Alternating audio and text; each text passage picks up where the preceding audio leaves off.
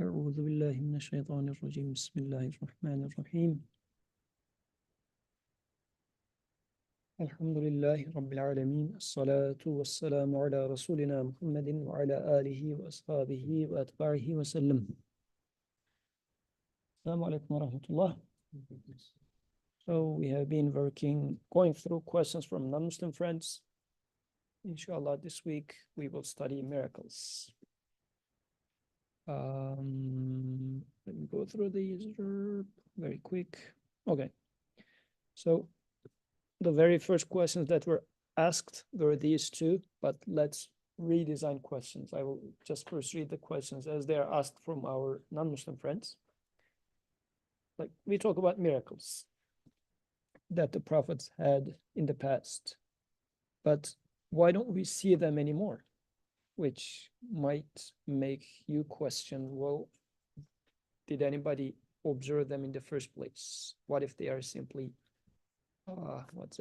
history or mythology, stories of the ancients, right? As people said, yeah.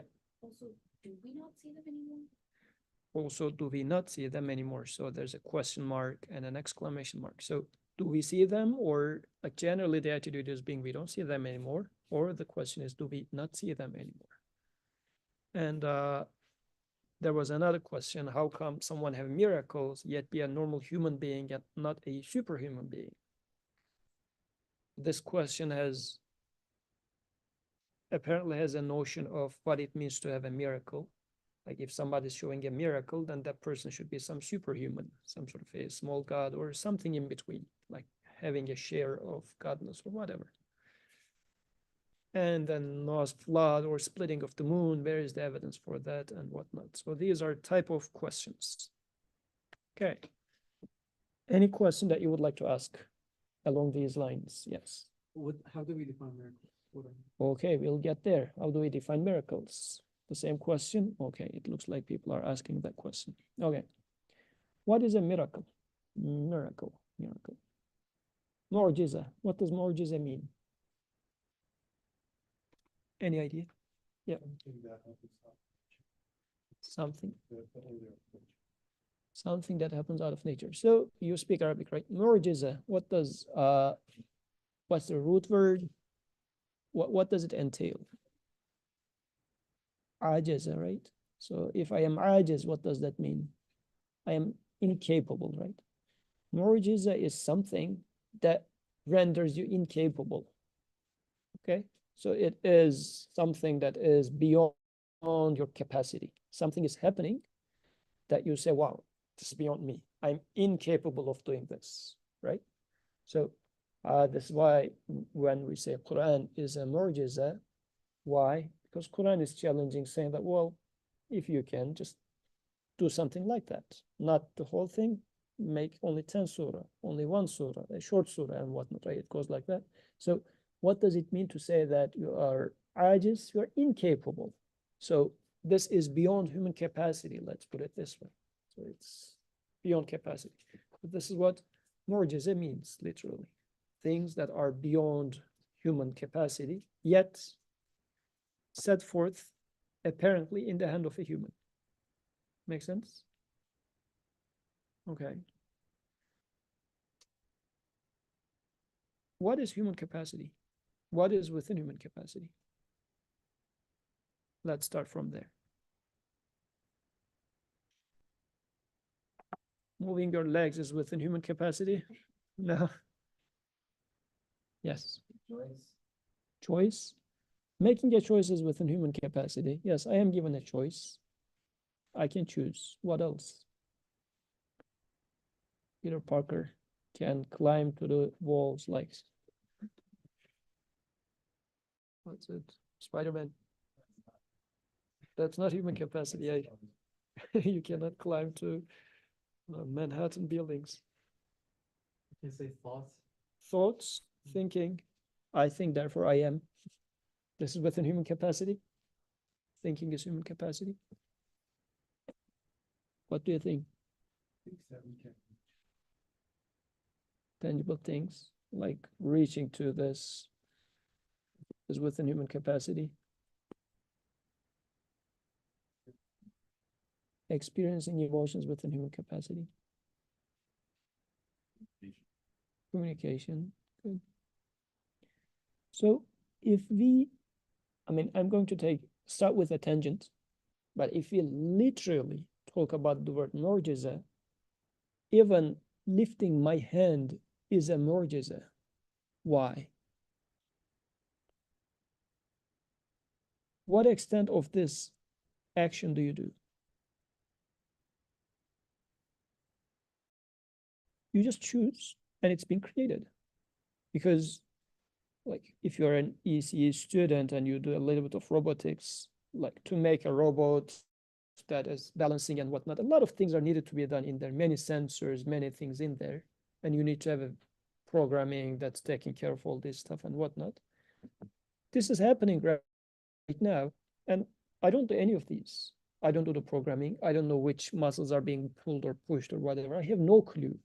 I just choose to move my hand, and it's moving. So it is something that's beyond my capacity, in fact, because this is a creation. Something is being created in here, and I even don't know how to do it. Even if I were to study the biology of it and whatnot, it's beyond my capacity to convince one of the particles here to move there. So many things are happening in here, which I have no control of. So the whole creation in this sense is a miracle, if you would like to take it in the literal sense of the word. Does this make sense? So we do see miracles. Every moment is a miracle. So it's not like, let me give you some examples about miracles so that it makes sense what I'm saying. Among the miracles of the Prophet ﷺ, so the army was thirsty, no water. So there's no water. But he just said, just bring me a little bit of water. They brought him a little bit of water. Okay? So he puts his hand like this, and they start pouring water from here, from top. And then the water keeps flowing like this, like it doesn't end.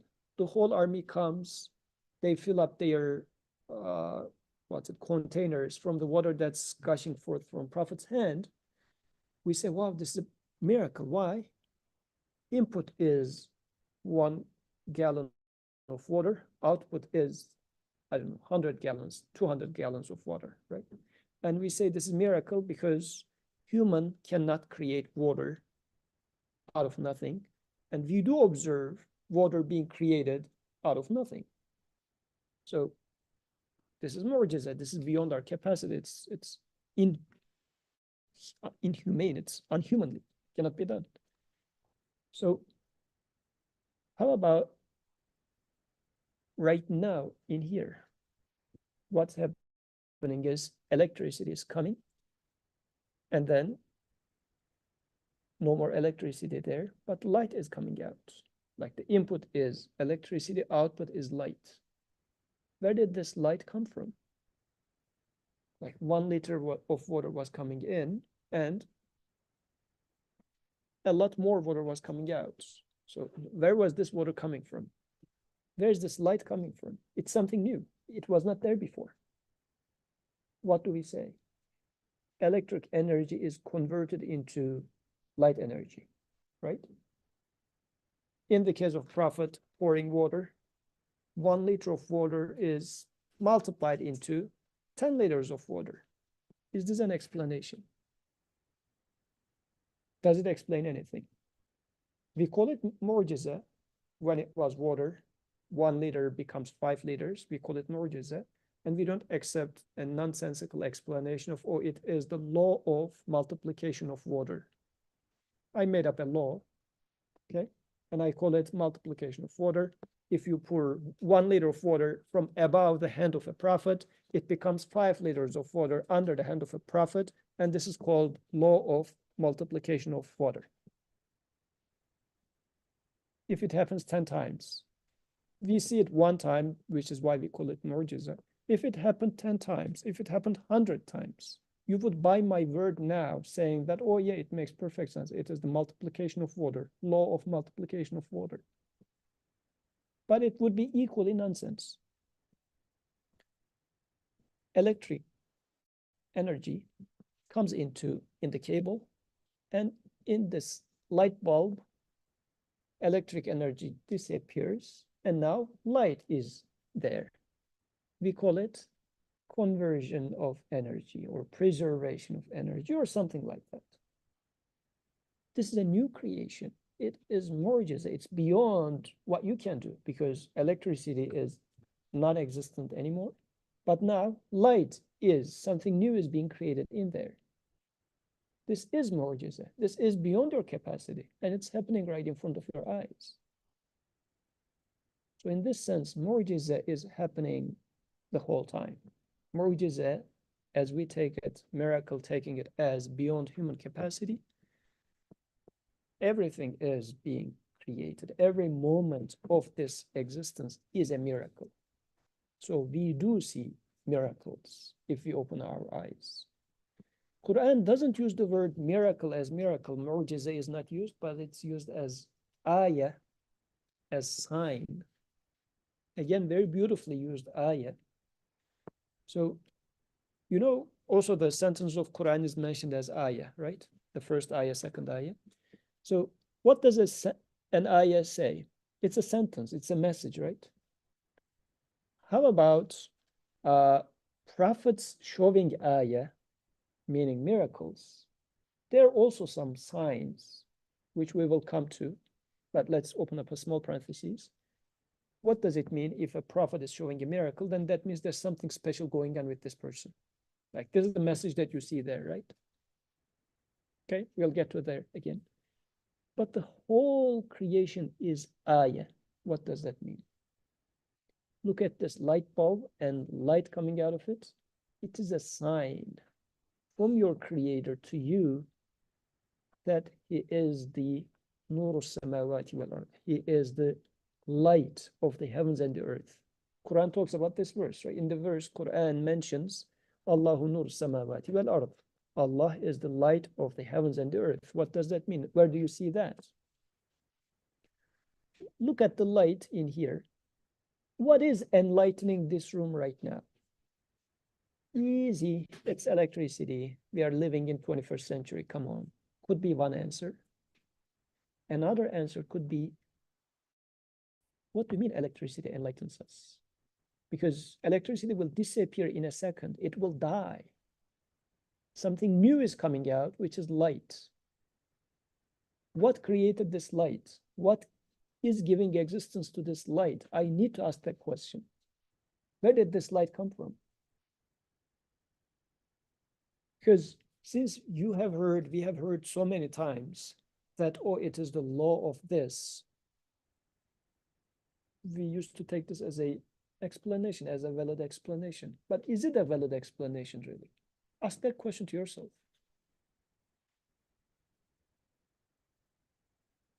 I'll backtrack and re-give another example that I gave before. When I was a child, there was this chocolate shop, and in there they had a faucet, and the faucet, when they opened the faucet, was hot chocolate was coming out of it. So you buy that chocolate from there. I mean, this chocolate spread, but you buy it from there. So it's not in a jar originally, it's coming out of this faucet. It's a big memory for me because when I first saw it, I was shocked, like, oh, in our house, faucet produces water. In this shop, faucet produces chocolate. If only our house had this chocolate faucet, so that whenever I want chocolate, I'll go and open it and eat chocolate. So as a child, right? So what's our understanding? Imagine we come to house and my wish was gifted somehow, okay? We come to house, I open the faucet, and then chocolate comes out of faucet, and I'm super happy. And then now my father is shocked. He says, well, like there was a preservation of water. This was a law, right? Preservation of water. If 1 liter of water comes to the faucet, 1 liter of water would come out of the faucet. So he has this law in his head. And now I am lecturing my father. Look, Dad, it's easy. It is preservation of not water, but preservation of mass. It comes 1 liter of water into the faucet. And look, 1 liter of chocolate is coming out of the faucet. Mass is preserved, but Faucet is converting water into chocolate. It is the conversion of water into chocolate law. That easy. You wouldn't buy that. But we do buy it here. Why? So, I mean, let's question ourselves about this, right? So seeing something again and again, because this is really the gist of idea of miracle. If I keep seeing it again and again and again, I say, well, this is how it happens. It's natural. And Usama was saying going out of natural. We have this notion of natural, right? What is natural? When I say something is natural, what comes to your mind? Let's also poke some holes in the word natural. Yeah. Something that we usually see. Yeah, we don't have it used to. Yeah, we keep seeing something, but the word nature itself, what does it say? Something organic. Something organic, something inherent to it. Would this make sense? Like, what is the nature of fire? It burns. What is the nature of water? It extinguishes if you pour over the water, over the fire. Right? We tend to have this notion that water has a nature, fire has a nature, and it is natural for fire to burn. It is natural for water to make you wet, like whatever. Make sense? Why? Because I kept seeing fire to be burning again and again. Or I can say it is the nature of electricity to convert into light. It is inherent to electricity. This is what I'm saying practically, right? If I used to see Prophet each and every time pouring water from his hand, I would say, well, this is his nature to pouring 1 liter water here, 10 liter coming out. This is his nature, I would say. Am I justified to say such a thing, though? What do you think? Seeing something happening again and again and again, does it mean that this is what the cause is? No? Yes? Peter Parker is puzzled. That would have met my definition, but not anymore. No, that doesn't.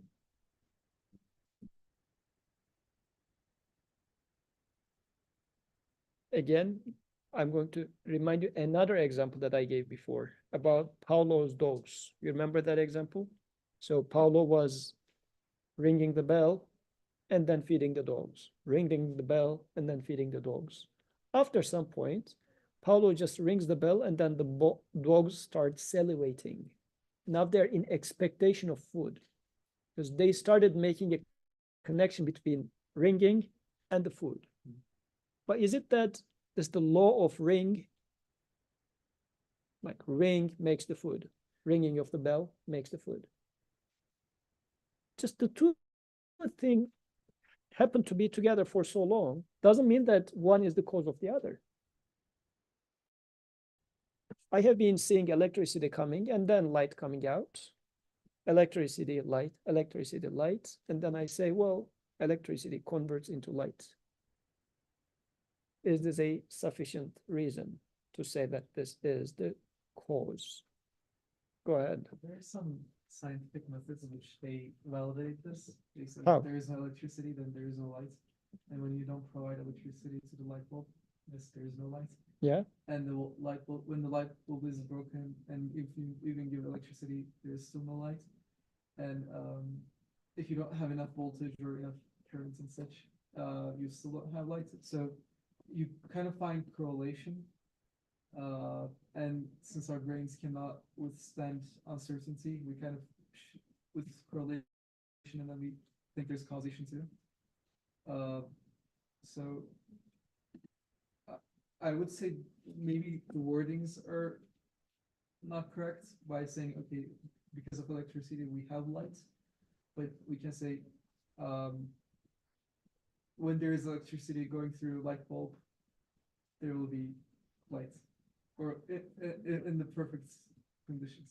I mean, you can say that I would expect food to come if the ring bell bell rings. We can't say that since every time that, but there are two actions here. I want to argue against it because Paulo rings the bell and then gives the food. So there are two actions here. But in this case, there's only one action, electricity passing through a light bulb. Why? So There is only electricity, one action. electricity passing through light bulb is ringing the bell. Light coming out is giving the food. But they're related to each other. Yeah, they are related in the other case as well. Not exactly. They're, Why? they're separate actions. Why? They happen in separate, what is the word? Like, what if, let me make it easy. Let's say Paulo was not ringing the bell, but let's assume this is the cupboard where the food is dropped. And Paulo was hitting this cupboard. And then as he hits, then he was releasing the food underneath. Now they are right next to each other in that example. Because you say it's passing through the cable, the electricity is passing through the cable and light is coming out of cable, fine. He is hitting the right where the food is going to come out, and then food comes out of there. Still, material-wise, they're not related. Your perception is like that. But since we have Likewise- to some kind of ground rules to have progress. No. Their justification for why we take it as such is a separate thing. But the point is,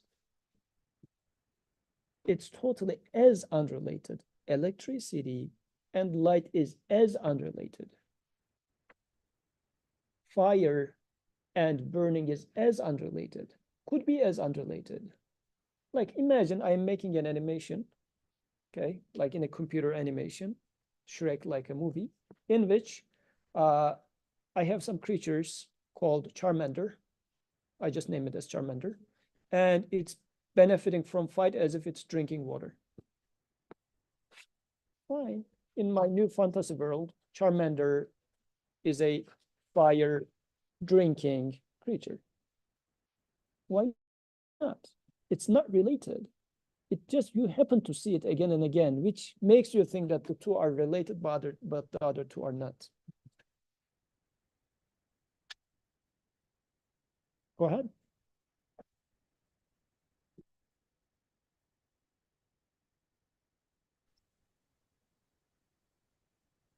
Okay, think about it then. I don't find it progressive or practical to Oh. think that, So if you think progress to be conquering the world, to make bombs, to conquer lands, to make planes, it's a separate thing. If this is your definition of progress, this is our definition of progress, right? Hence the issue. People are leaving, so I'm going to keep the discussion more across the table, otherwise people will leave. So miracles are happening everywhere in this sense. Like every creation is, because when we mean, what we mean by miracle in this case is prophet is showing something which is beyond human capacity, then we say, wow, then God is creating it, right? But even God is creating this light here too. That's also equally a miracle. Does this make sense? First, let's get this out of our way. So we do see miracles in the literal sense of the word. Everything is a miracle. Number one. Number two. Regardless, I feel like I can lift my hand anyways, but I cannot fly.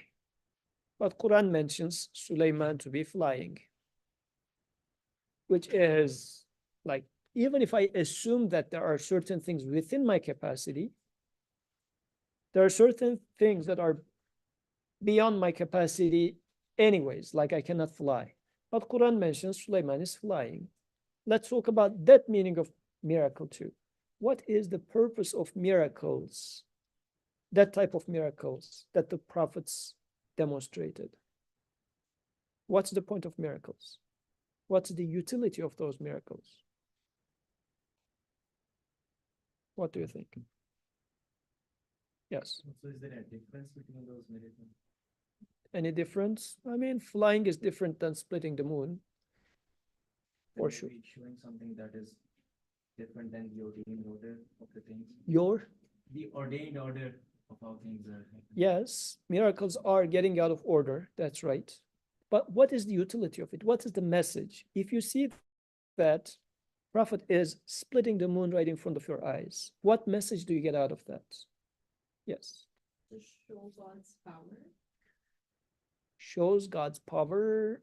Because we get used to like the everyday things that we're doing, but then when it's something crazy, well, I mean, I guess the people were thinking of it as like that person's magic, right? Like, that's why, like, if you saw a miracle, like, why wouldn't you convert or believe in this person? But they just, they were like, oh, this person is doing magic. But I guess like the correct purpose would be, or the correct understanding would be, wow, like, I'll listen to what this person is saying, and he is saying that, he's Okay. God's messenger. I mean, that makes more sense to me, because the first thing you said was showing God's power, but that also applies to earthquake too, right? Or a thunder or something like that. But what you said second was, I think it's at least makes more sense to me in the sense that Prophet is showing the miracle though. Like, it's not only what is being shown, but also there's a human being that's showing it. Like, you don't see a random person showing a miracle. A person who has a message in his hand, which he claims that this is speech of God, is showing that miracle. That is a very important point. Random people are not showing miracles. People with claiming to be coming with message of God is showing that miracle. Kadir. Different way of understanding, but can you take it as like the creator helping the prophet and like splitting the sea, for example? And you can take it as an example in your own life, like if you believe in the creator, nothing is out of bounds. Like even if like a miracle would happen, not even in the order, and you would be saved, something like that. I would take it as it is. I mean, that's one way to take it. That's one wisdom of it. But let's take it this way. Like, if an official comes into this room right now and says, leave, what would you say? Who are you? He says, well, I am Drexel Police. I would ask, like, show me some sign. How would I know you are Drexel Police? What if you are just a con artist? What if you are even a burglar who are coming in here, kicking us out, and then you're going to steal everything that belongs to us in here? I would like to see some sort of a sign from Drexel administration which says, yes, this is my man. I sent him to you. Make sense?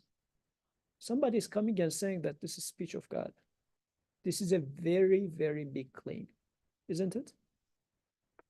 It's not somebody coming and saying, oh, Drexel administration said you to leave. It is saying God told you to do this. What if, I mean, may Allah protect, what if I say here that I am now explaining it, I am declaring it false. I will deliver you what I say is speech of God. Give me $100 each, please. That's a flag.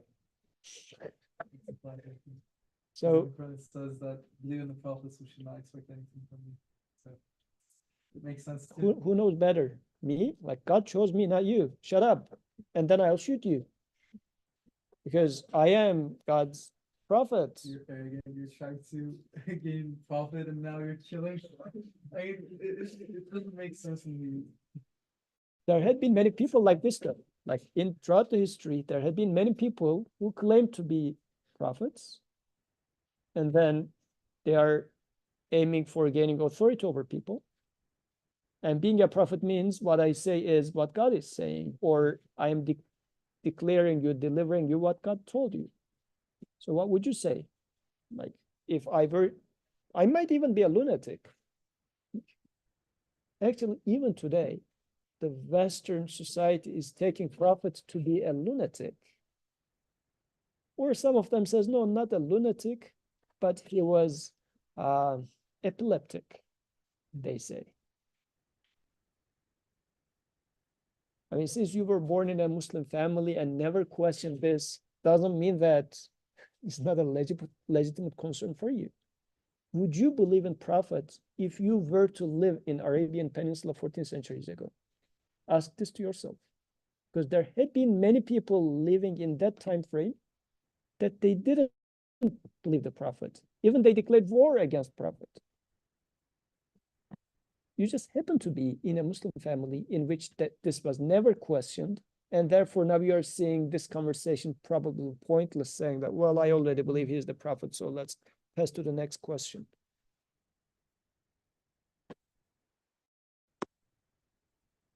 Put a huge question mark over there. Do you really believe in Prophet? So in this case, when a person comes, and especially in the first stages of prophethood, this person is just somebody from the society. Yes, he was a trustworthy person, but maybe because of the stress, he lost his mind and now he started saying that God spoken to me. How would you know? What would be the sign, confirmation that you would expect from the prophet to say that, yes, this is actually speaking the word of Creator? Because you wouldn't expect God to open up a window and then peekaboo, yes, he is my prophet. This is unexpected. It's impossible, right? This is beyond the creation we are experiencing. How can Creator confirm what this man is saying is my word?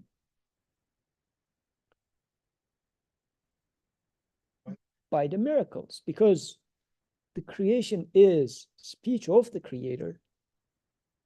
And now he says, look, I used to act like this. When you drop something, I used to create it as dropping down, right? Now Prophet will release it and I will lift it up to say that, yes, I agree with this person. Like, take it this way.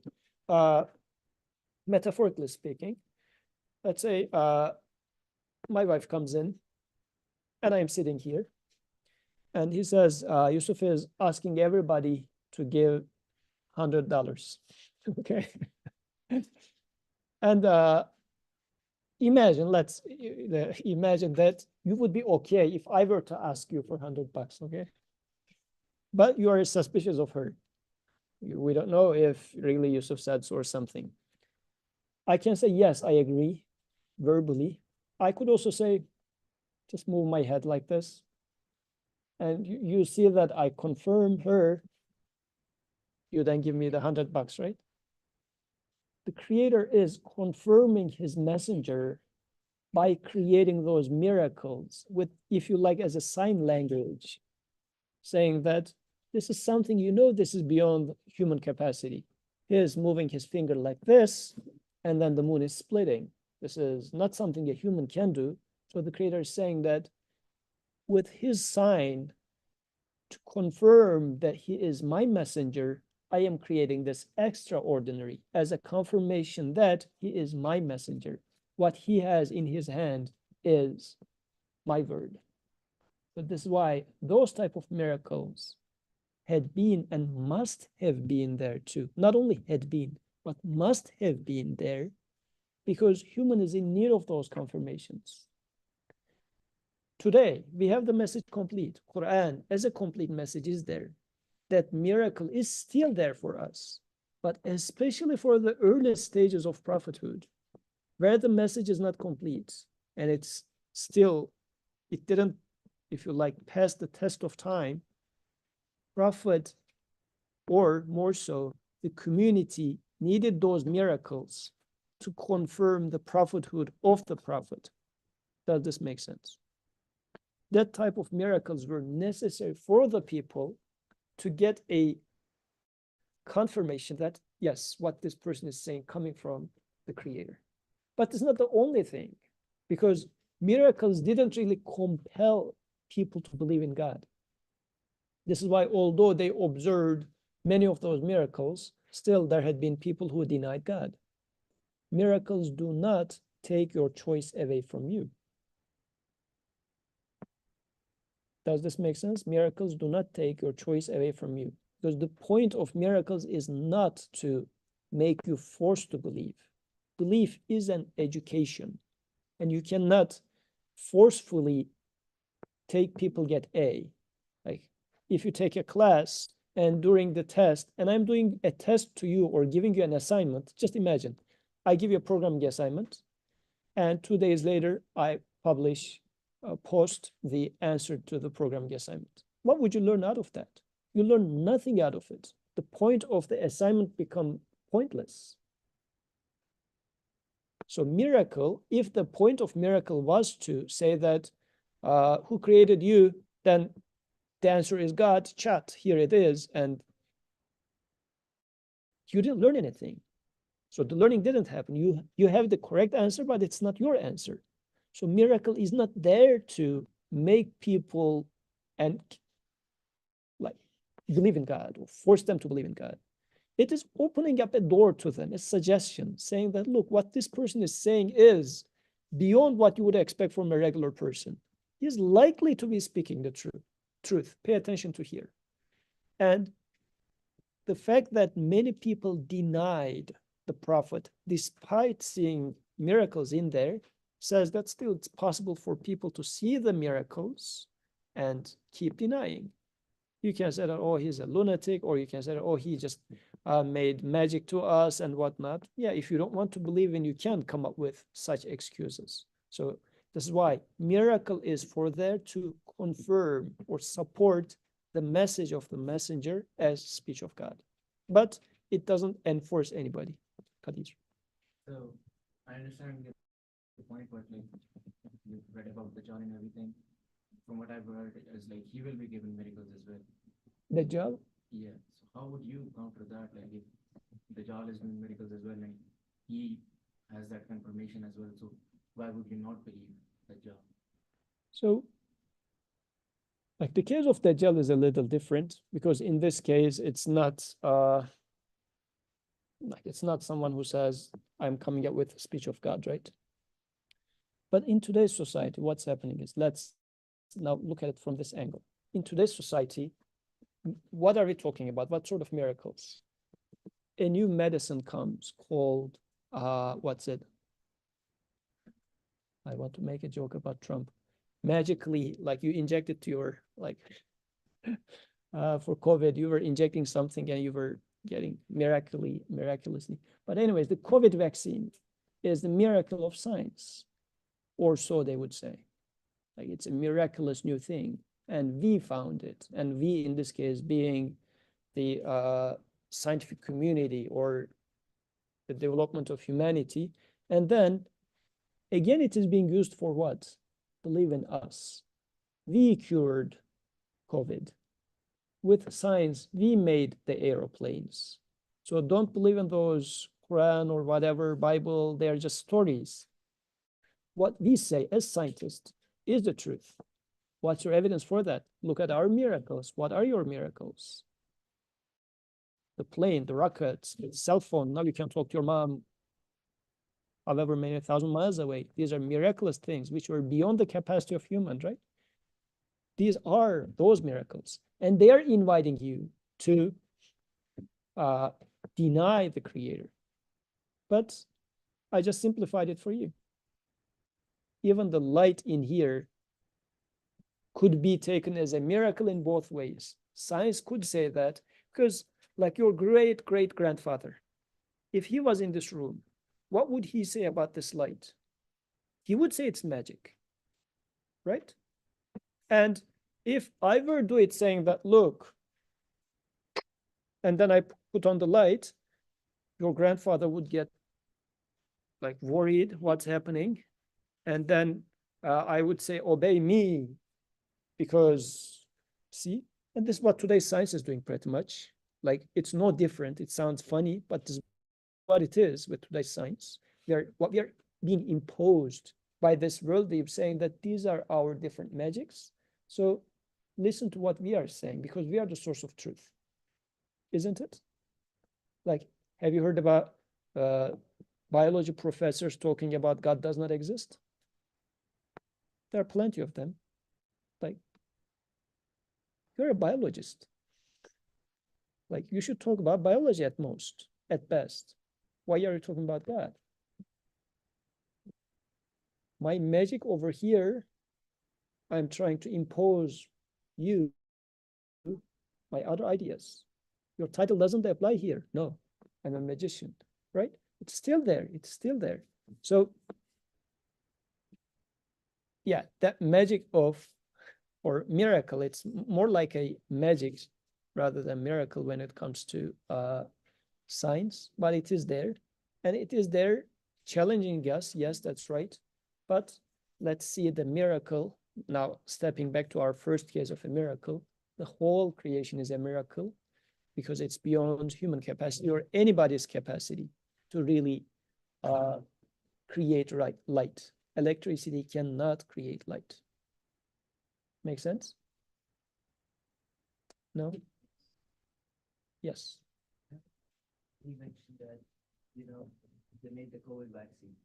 They said that it's a magic, but I mean, before it happened, there was no need for it.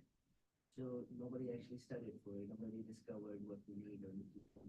But when they actually felt, COVID happened, there was a need for it, and you deep dive into the need for that thing. You study different materials, all those chemicals made it.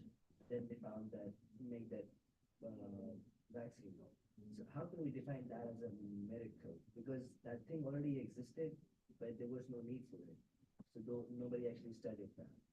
But when the need arose, they studied that. They found out the things those animals exist, and then to make that vaccine. So, I mean, in fact, it is not a miracle in the sense of what we would call it, but what I'm referring to here is more so in the eyes of the common people, it is being presented as if it is the miracle of science. Because common people do not know how to ask for how to make COVID vaccine. But let's say in a university, you study and you learn how to ask for it, and the creator creates it once you properly ask for it. But since that ordinary man doesn't know it though, I say it's my miracle that I do it.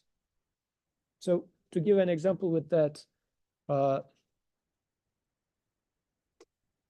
like in Musa alayhi salam's story, we studied this before here. Musa alayhi salam's story, there are magicians. Like Fir'aun, the Pharaoh, is using magicians to influence people, right? And he is claiming that Musa is also a magician. And he wants his magicians to beat Musa in magic. And what type of magic his magicians do? They take some sticks, throw it to the desert soil, and the stick starts curling like a snake. And people get into terror. Wow, like stick converted into a snake. Like some Mufassir, like interpreters say that, well, what they did was they had a rod and it had some sort of a, I don't know, chemical in it. But when thrown on the hot soil of desert, it starts bending. So simply those magicians were people who know chemistry, pretty much. But common people do not know chemistry, right? So what they did is using their knowledge to, what they did was a relatively simple explanation, but common people didn't know that. So they throw it in there, and once it curled, people thought that it became a snake. In fact, it did not, but since people didn't know that, they are now using this authority against them to say that, oh, see, since I can do that, I am superior than you, so obey me. This is becoming the power dynamic in there. But then Musa alayhi salam is taking his staff. Now he throws it, but it now truly becomes a snake and starts eating them. And then they say, wow, this is not magic. We know this is not magic because we know what is magic, what is not magic. What this guy does is not magic, but a miracle. So then they prostrate. Same thing happens with the COVID vaccine, let's say. Common people, we don't know how science is functioning or anything and whatnot, but a professor does something, but then says, voila, this is out there. And then using that authority to say that God does not exist, and oh, since the professor is atheist, like we have this tendency, you can check it for yourself, for your neighbors, your friends. Scientists or professors are atheists, they don't believe in God, and these are the smartest people. So, and only the uneducated, like low-level worker class believes in God. The more you get educated, the more atheist you become. That's the general attitude, right? So this magic, it's becoming a magic in this sense, because you are presenting something unlike what it is, and using this as an authority to impose your ideas over those people. This is why a biology professor has nothing to say or has no proof whatsoever when it comes to saying that God does not exist. Like a medical doctor might be the best heart expert, right? Let's say my car is broken. I have some engine issues. Does the doctor has any word to say about my car? The mechanic, who has maybe high school education at best, has more of an authority when it comes to this car rather than this medical doctor, right? So that is the sort of magic that's going on in there. So are we implying here that your level of knowledge in your field is to magical enough for a person uneducated in that? So you can use it as a magic. Magic, what does magic? So this is now slightly changing, but magic means trickery, right? And the number one rule of magic is to divert the attention of the person to the wrong place. If I'm going to take, let's say, coin out of your ear, I am attracting your attention to something else. At the same time, I am taking the coin from here and just pulling it out of your ear, and now you're getting shocked. This is the magic thing. So you're tricking the person to think that you really pulled the coin from here, but in fact, you know the reality. You pulled the coin from here, right? This is what's happening with that sort of magic that we are talking about. I know that I didn't invent anything. I know that I didn't create anything. I know that I just put things together and the cure was created, but I'm not admitting this to you. What I'm saying is, look, I use a lot of jargon. I mean, this is the trickery in today's world, using a lot of jargon, heavy jargon, saying that, oh, we use mRNA and it's happening like this, and then it's copies and bases, acids, or whatever, genetic copying and coding and whatnot. You don't understand anything out of this, but what you understand is, oh, the guy knows a lot, right? And then you put it and it seems to be working. So you put the vaccine, and let's say you get healed, and then you say, oh, this knowledgeable man, like he is my curer. He has solved my problems. But what he did was he just tricked your attention, diverted your attention to a few fancy words, which you don't understand what they are. And then he said, oh, these words made it as it. Has no reality in it. Yeah. Can you say that the miracle actually happens if that medicine works for you or not? For some it does, for many it doesn't. So if it works for you, that is a miracle, that is like by God, that he made what he did, the person, the scientist, but if it works for you, it's actually like a blessing, but that's a miracle that they actually work. yes, because why? Because miracle means something beyond the power of a thing is happening, right? Now, what I'm claiming is this small medicine is curing me. Can the small medicine cure me is the problem here. And my scientist friend there, who is playing with his phone, would say that, yes, medicine can cure you. And I would say, well, how come? He would say, well, if you don't use the medicine, you don't get cured. When you use the medicine, you get cured. Therefore, medicine cures you, becomes his explanation. Do you buy this explanation? Right? Because the cure itself doesn't know you, doesn't love you, doesn't know which part of your body is functioning which way or whatever, right? But it is that all you can say is someone who creates this medicine and also creates me and also My disease is the one who cures me, and this cannot be the medicine itself. Therefore, you say, yes, it's a miracle of my creator, not a miracle of science, not a miracle of this, that scientist and whatnot. It's a miracle of my creator that this insignificant medicine cured me. Then you will say, Alhamdulillah. It becomes a sign for you. And maybe with that, I can also refer to what Zarar was asking here. Zarar was asking that Quran talks about ayat and ayatun bayyinatin. So, so he says, what's the distinction between signs and clear signs? We can discuss this in depth, Zarar, so I don't know the details of it really. I haven't thought about it. But at least in the light of what we have been discussing in here is, ayat, those signs are right in front of our eyes. They are clear signs, but they might not be as clear to me because I am closing my eyes. It's a sign. It's a sign. Even this COVID medicine is a sign of the creator, but it might not be a clear sign for me if I am the ignorant person. But under the light of Quran, those can become and will become clear signs too. This is why in today's khutbah we were talking about when Quran describes itself, هُدًى لِلنَّاسِ وَبَيِّنَاتٍ مِّنَ الْهُدَى وَالْفُرْقَانِ. So it's a guidance for people. بَيِّنَاتٍ مِّنَ الْهُدَى. It is a clear guidance of, it's a clear of a guidance. وَالْفُرْقَانِ, distinguisher of right from wrong. So if you look at the creation in the light of Quran, then you will start seeing more so that these are clear signs. So Quran will clarify those signs for you. So, I mean, that much, Zar, I can think about it for now, but probably, and there must be much more in terms of distinction between ayat and bayinatin. But what becomes clear and what becomes not as clear, I feel like it is more so about my ignorance. Otherwise, the whole creation is really